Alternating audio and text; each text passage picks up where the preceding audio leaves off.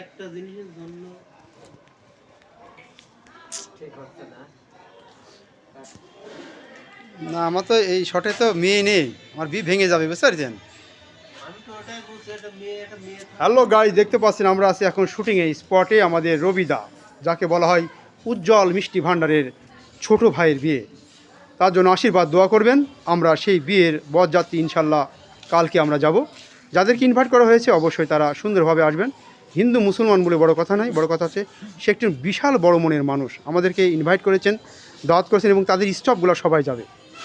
আমাদের ভাই, আপনি অবশ্যই আশীর্বাদ করবেন।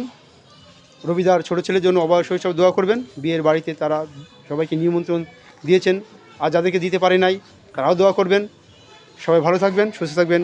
আমরা এসেছি শুটিং করতে এসেছি। এখানে দেখতে পাচ্ছেন বিভিন্ন ধরনের কাকু, আমাদের দাদা, নানা, ভাই এবং সবাই কিন্তু শুটিং দেখতে এসেছে। দেখতে পাচ্ছেন বাড়িটি অনেক সুন্দর সাজিয়েছে, আর আমরা এই ফাঁকে আমরা শুটিং করে নিলাম।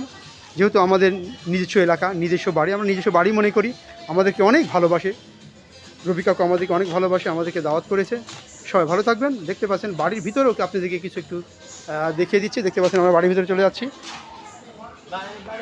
এই যে দেখতে পাচ্ছেন না, দেখতে পাচ্ছেন এখানে আপনাদেরকে সুন্দরভাবে আপনাদেরকে সব দেখিয়ে দিলাম। দেখতে পাচ্ছেন বাড়িতে অনেক সুন্দর সাজানো হয়েছে এবং দেখতে পাচ্ছেন মনে ভিতরে বাসর ঘরেরও সাজ চলছে।